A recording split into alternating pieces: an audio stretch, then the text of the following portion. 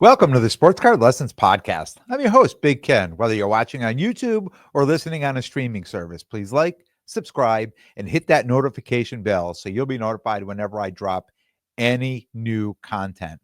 Welcome. Thanks for being here. Happy Sunday. And for those of you keeping score, this is my 300th episode, the end, the finale of season 6. I had to go back and look to find out when my first episode was. It was March 17th, 2022. Um, season 1, episode 1. It's hard to believe. For the last 3 years and 4 months, I've been releasing 1 to 2 episodes a week. And I certainly appreciate everyone who has reached out with a thank you and a congratulations and a keep up the good work, and the people I see at the shows that come around, introduce themselves, say they listen. All that is just fuel to keep me moving it forward. I'm thankful for this hobby. I'm thankful for what this hobby has given me. I'm thankful I found my place in this hobby. I'm also thankful I can continue to keep giving back to what has given me so much over the last 5 years. So let's just keep this thing moving forward. Right now, this time of year is the most exciting time of the year for the hobby. Right before the National, that is all the buzz at all the shows. Who's going? How many days are you there? Do you have a booth? Where are you staying? Let's plan on meeting up. I will have these conversations daily for the next 17 days. And I will absolutely love every minute of it because it never gets old. It just adds to the excitement, adds to the buildup before going to Chicago. So super excited for that. 17 days away from the National. 2 shows this weekend. I had a ton of pickups this weekend, and I'll share them all with you at the end of the episode. But let's just jump into it. 2 shows this weekend, 2 very different shows. Saturday show was Card Vault by Tom Brady in Boston. And Sunday was a brand new local show here in Hamden, Connecticut. The Saturday show, Card Vault by Tom Brady at Big Night Live in Boston, right outside TD Garden. One of my favorite shows. I talk about this. I absolutely love this show. I look forward to the show. And I'm a little upset that I'm going to miss this next show in August because it's the same weekend as the West Coast Card Show. But still, definitely one of my favorite shows. This show usually runs 9 to 4. This show was shortened up a little. It was 8:30 to 3.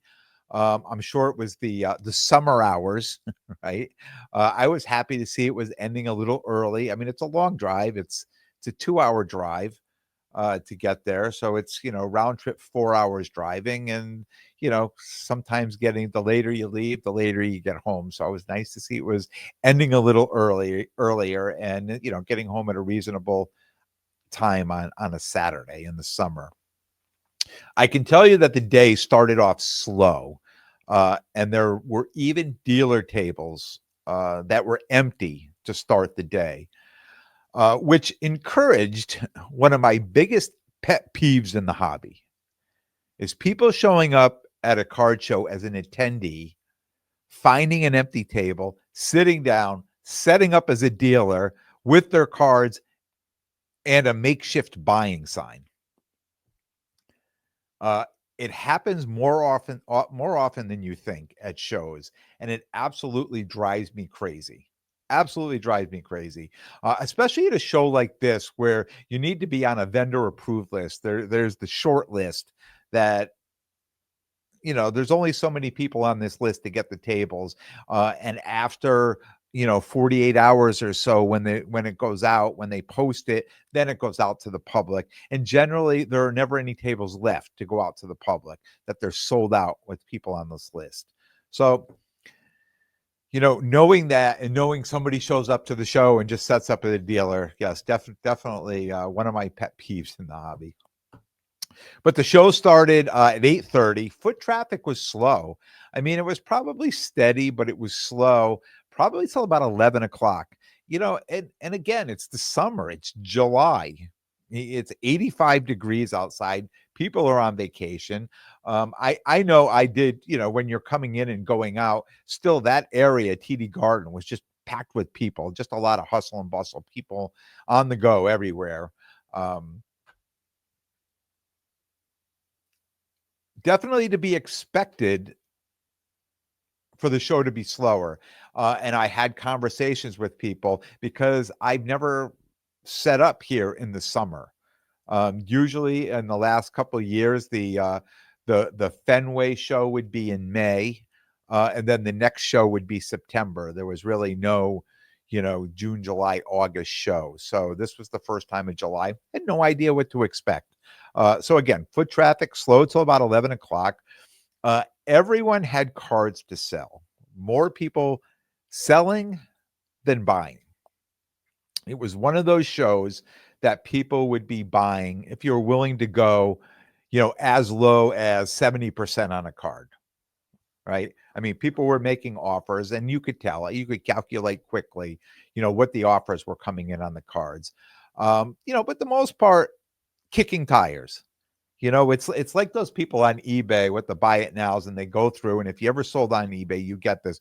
They go through, and I'm just going to make up a number. It's, $100 or best offer, and you're getting $40 or $50 offers, like half price. And clearly the card is selling at $85 or $90, right? So look, if you accept my offer, I'm going to buy it all day and just turn around and resell it and make a quick 20, 30, 40, whatever, right? But, I for the most part, kicking tires. I noticed after 11 a.m., a different crowd started to move into the room. Some bigger cards started to show up. So, buying sign up at the table, people coming in. And, the earlier part of the day, a lot of very low end raw singles coming through. Nothing that really would pique my interest. Something more of the stuff I have in my discount boxes at $1, $2, $3, $4, like that type of thing. But then some more, some bigger cards started to show up at my table for sale. And people willing to pay a little bit more for cards, like people coming in and understanding, hey, this is a downtown, and nobody's going to take 70% or 80% on their downtown, right? It's going to be 90, 92%, like that type of thing. So just people coming in, definitely getting more respectable offers on cards, which was nice. And then it was kind of business as usual, from about 11 to about 1:30 or so. Then I started seeing people packing up and leaving, and I thought to myself, wow, it's awful early to be leaving. I know the show goes till 3, but there was I just think that, I knew a lot of people leaving, and I'd say, you're leaving? They're like, yeah, there's no sense staying. Nobody's really buying anything, right? Everybody's selling, nobody's buying. I'm going to get home. I got things to do. I got plans tonight. I got this, I got that. I understood that. I've been in that same situation too, but 1:30, 1:40, 1:45, people just packing up and starting to leave. At 2 o'clock, right? Some buyers started coming through the room, paying strong. And I thought to myself, dear diary, jackpot, right? I got all these people leaving, right? And then you see somebody coming through and they're paying strong on cards and not just buying one or two. They're looking to buy in bulk. And if you were still there, like I was, the last hour of the show set up, it was the best hour of the show. I talked about that box of Don Russ and the Prism, the PSA 9 and PSA 10s that I've had, that I've been holding on to. I brought along with me, I was expecting my guy Mikey from Mikey's Cards to be there. I was going to make a deal with him with the cards in the box. He didn't make it to the show that day. thankfully, I had them all priced. I just put my 2-row box out on the, on the table, and, throughout the day, I sold a few. A lot of people picked through, took one here, took one there, if the price was right. Again, some lowball offers, I understand. I said, I'd rather just hold, 'cause I pretty much knew what I could get for those cards. Um but at the end of the day, one guy came through. He grabbed the box. He started going through the box, and we chatted for a bit. And he said, "Look, I want to buy the whole box. So, let's get to a percentage that works, right? So we. I mean, it was close to 95%. That was more than I would have gotten anywhere else on those cards. I was super excited that somebody came through, and it was a win-win for both of us, right? It was a really. There were really nice liquid cards that are going to end up on Whatnot, right? And I actually got more money than I thought I was going to get for these cards, so it was a win. We were both happy. I mean, it was one of those things where we're both smiling, shaking hands. It's perfect. I'm happy to sell them. He's happy. They're there to buy them. It's exactly what he came looking for his Whatnot stream. So 100%. I was set up. Right next to me was Billy from Bill and Billy Sports Cards, and he ended up, buying a bunch of stuff from him too, at the end of the day. And I saw him move to some other tables after that. So the people who stuck around, they benefited from him, and there were two other people kind of doing the same thing. I don't know if they were together, kind of branching out and hitting, all hitting the show together, or they were separate, but basically, doing the same thing. And you heard me talk about this many times before, that the best deals, especially for a dealer, the best deals of the show always happen in the last hour, sometimes in the last 20 minutes or 15 minutes of the show. And I used to be that guy that tried to, just like the guys I watched leaving, tried to sneak out an hour early, get on the road, get out so I'm not stuck behind people loading up or anything like that. And I started realizing the times that I stayed and I hung around and I talked about this, that all of a sudden these big deals show up at the end of the show. Now I just plan on staying at the right to the end of the show, and hope for a nice last minute deal. I did enough sales throughout the day that I felt it was a good day. But that last big sale at the end of the day was definitely the icing on the cake. So what's going on here in the hobby? I'm out in the weeds. I'm talking to people, and wondering why, more people aren't out buying cards this time of year. So over the last, since I've been back in the hobby, this stretch, of the end of June, beginning of July, so many people are out buying cards, getting ready for the National. It's like this big buy up before the National. Get all these cards. And I'm asking people that are just selling, and nobody's buying, and I know they're going to the National, what's going on? And I'm starting to hear a lot of the same thing over and over. Man, you just can't sell cards at the National anymore. In years past, people would buy cards, right, to go there. And I've been one of them. So I'd been setting up. So to me, my mindset was buying these cards to be a dealer. But I think last year in Cleveland was a big turning point for a lot of people, and for me as well. Dealer percentages were very low on buying cards last year in Cleveland. And people complained last year that they were losing money on cards. The offers they were getting were so low. And I know this year I consume a lot of content, and I hear different guests come on different podcasts, and people warning, hey, you just can't sell your cards to dealers at the National anymore. And I understood that, because I kind of had that same experience last year as well. If you remember, I planned on setting up last year at the National in Cleveland, and a lot of the inventory I collected throughout the year was for me to be a dealer. And I brought a bunch of solid cards, liquid cards, that I thought these are going to sell easily. I'll move these cards. I can make some trades with these cards. And honestly, I was offended at some of the offers I was getting on these cards. and even more offended on the trade value. I mean, trade values were at like 40%, 30%, 40% trade value. I was being offered on cards. And I said, what is going on? I will not come back next year to try to sell cards at the National. Like if I'm not setting up, I I'm gonna be like everybody else. What's going on here? A lot of people are just trying to sell their cards at shows. They want to go to Chicago cash heavy, right? So instead of going there and selling your cards to generate money to buy the cards you want or hope that the value of your cards went up, everybody's trying to move those cards now. So many people I talk to now are just trying to go out there with cash to be able to negotiate better, right? Want to head out to Chicago with cash and not more cash than cards. Everybody knows cash is king. Um, the inventory that I've put aside to go to the National, probably 15 to 20 cards, are all trade night cards. Nothing that I planned on selling at the National itself. So I agree with what I'm hearing out there. I'm walking to the beat of that drum. And say what you want about the whatnot people and the repackers, right? But they still have the ability to make or break a show for a lot of dealers. Uh,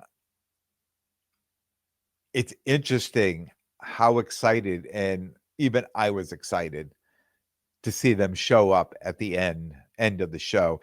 And honestly, I think if any of these whatnot guys or repackers had showed up and grabbed one of those pet peeve tables I'm talking about, I think they probably would have crushed the show the way people were just trying to buy, were trying to sell their cards, right? I agree. I agree with a lot of the trend right now of a lot of things in the hobby. I agree that I'm not bringing cars to sell at the National, that I want to go out there with cash in hand. Um, I agree that the whatnotters and the repackers are really good for these shows, right? And not only for me because I have a great experience, but talk about Mikey's cards. There's a number of other people I deal with. Um, and I know a lot of people just stop setting up and saying, you know what, why am I going to go set up and hope that one of these people will show up that I have a direct path to them now. Zips Cards, who talks about this all the time, he doesn't have the time to set up, right? So he's just moving these cards, whether it's consignment, repackers, whatnot. I mean, he's got a list of people he can contact to move these cards, and I'm really starting to agree a bit with that. Um, I think it makes a lot of sense, and I think it will hold back people selling too low, just knowing that there are people that will pay more uh, on the cards. Um, and if you're going to the National this year, still time to sell your cards if your plan was to go and sell them at the National. And you know what? Everybody's different. Everybody has a different experience. I come on here and I tell people what I'm doing, right? Hopefully sharing my lessons and my lessons learned with you. But my recommendation, still time to list them on eBay. If you sell on eBay, you can send them to a consignment. You can even attend your local card show and sell them there. Look, I was set up as a dealer all weekend. I bought a ton of cards too. Uh all at great prices. All at great prices, but not at prices where I'm offending people. Um And trust me, no card is too big or too small. Any of those options. Um, Always time to sell it before you go. And that's my advice. That's my advice. This is what I'm doing. This is what I plan on doing. I'm starting to hear it more from people, and I know, a lot of us think the same in the hobby. And looking forward to those trade nights. And I think that's where you're going to get the most value on the cards, and these are the cards that I put aside to bring out to Chicago. 17 days left to sell off that inventory if you plan on selling, and take the cash, head to the National, sharpen your negotiation skills. Cash is king. And you know what? It gives you more leverage at the table. I mean, to me, cash is better than a card. Sunday, local show here in Hamden, Connecticut. This was their first show of what will become a monthly show. My guy Rich Zwittlebug Cards put on a great show, definitely family oriented. Parents and kids setting up as dealers, a lot of first timers, which was kind of cool to see, and a lot of families coming through buying sports, buying Pokemon. A lot of young kids, a lot of fun conversation. Um, a lot of people coming in asking for advice, which is, you see that at shows. If you set up as a dealer, you see that come through. Like now and then, you'll see people come through. This is one of those shows. A lot of people showed up, and they showed up with cards that they had in their closet or in their basement or their attic, and we're like, look, I don't know. I hope they're worth a lot. And most of it was junk wax. And I ended up buying a card today from a guy that had this card sitting on his shelf since the late 90s. And he said, whatever I can get for it, because I'm bringing my kids. I want them to get started. So take selling some cards off, take some money, give them to his kids so they can go buy some Pokemon cards. So just kind of cool conversation to hear things like that. Interestingly enough, a Sunday show on a nice day in July that ended at 2 p.m. Nobody packed up early. In fact, I was packing up at 2 p.m. and people were still set up doing deals. So again, two completely different shows this weekend, both equally rewarding. And I say equally rewarding because going to both shows, two different plans in mind. A 2-hour trip into Boston, it's go time. It's sell time. You want to move. You put a plan together. You want to move these cards, buy well if you can, and then a local show, brand new show that's setting up. Expectations none, right? Hopefully, I see some friends I know, some people I know in the hobby. Hopefully, I meet some new people, and hopefully buy and sell well. Absolutely no expectations. Today, Sunday, was just a relaxed day. It was kind of like a family hobby day, right? Nothing high pressure, no big sales back and forth, mostly low end stuff. But I think you need those days too. I enjoy those days as much as I do the high pressure show like going to Boston. As promised, I'm going to share all my pickups of the weekend.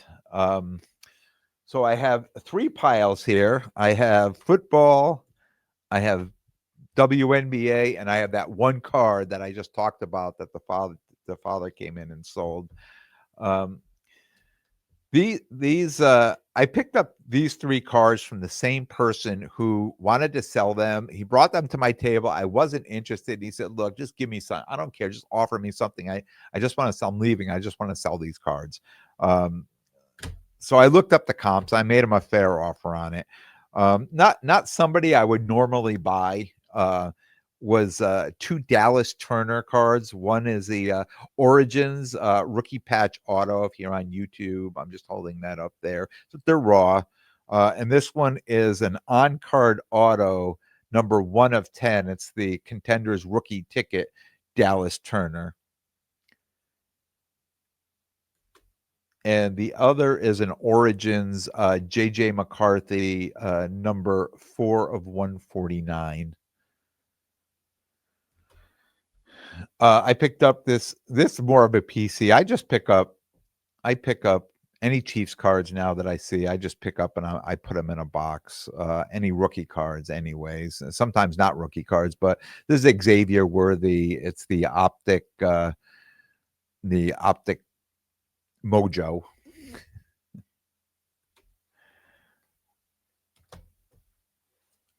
I picked up some silver prisms. Joe Milton, silver prism. Yes, still adding Joe Milton to my box.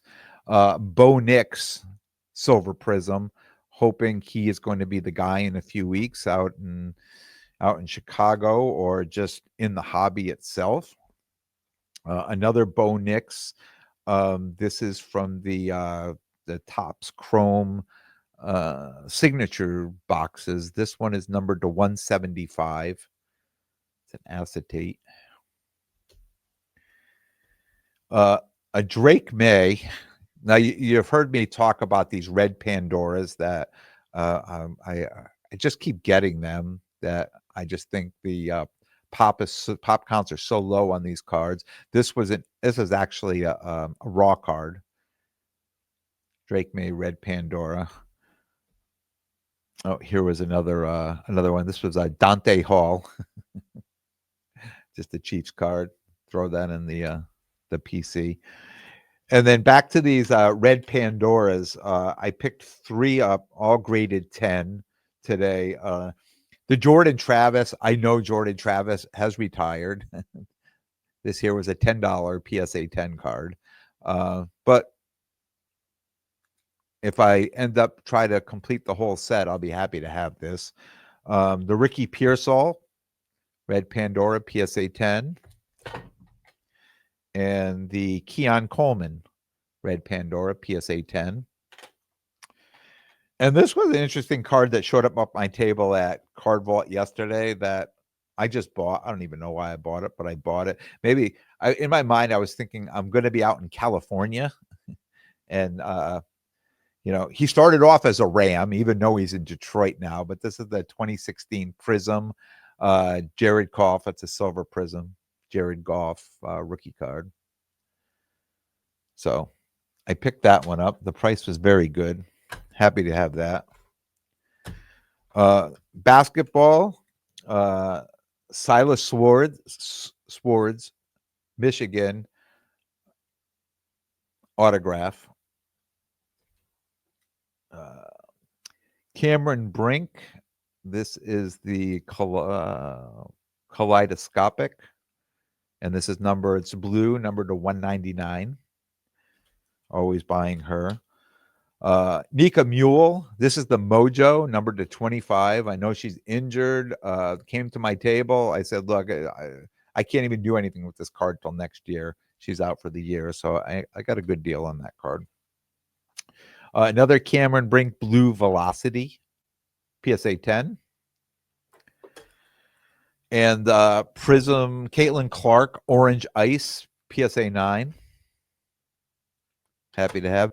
So this was the other kind of cool card I picked up. I said this dad had, he got it years ago. It's been sitting on a shelf in his room, and he just thought he really had no connection to the card anymore. And he thought, if I could sell it, my kids can use the money to buy some Pokemon.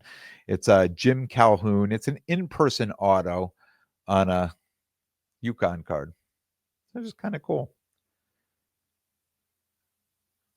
I was happy to have it, happy to pick it up. A lot of pickups this weekend. And as you look at these, really nothing super over the top, right? I'm really kind of out on buying anything expensive in football right now because I just think the prices are up now.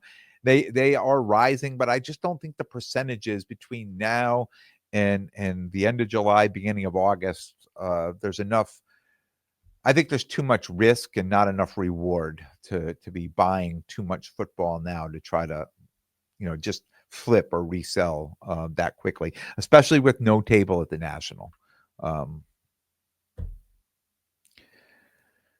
That's it. That's all. That's our 300th episode. That's what you get.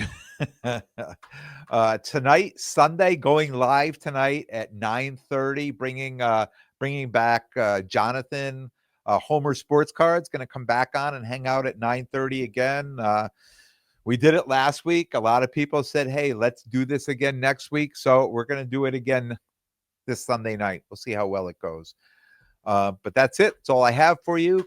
Come find me tonight on YouTube, a YouTube Live, 9:30 Eastern Time. And Tuesday, the Hobby Chop will be live at 9 p.m. We're doing a live. We have a special guest on Tuesday night live. I want to thank everyone for tuning in. And if you like what you hear, please definitely subscribe. And most importantly, tell a friend, spread the word. Till next time, take care of yourselves and everyone around you.